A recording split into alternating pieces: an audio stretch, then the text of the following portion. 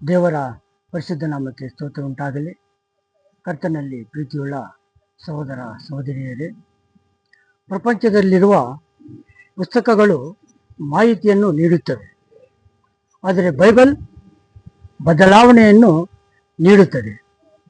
ಪ್ರಪಂಚದಲ್ಲಿ ಬೈಬಲ್ ಓದಿ ಕೆಟ್ಟು ಹೋದವನು ಚರಿತ್ರೆಯಲ್ಲೇ ಇಲ್ಲ.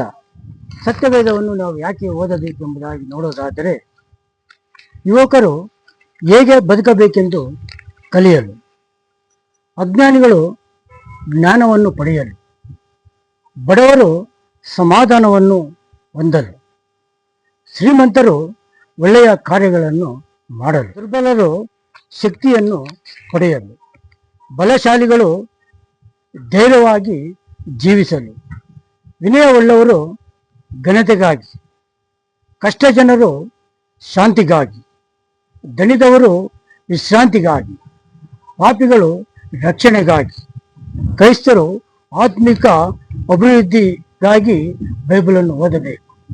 ದೇವರು ನಿಮ್ಮನ್ನು ಆಶೀರ್ವದಿಸಲಿ.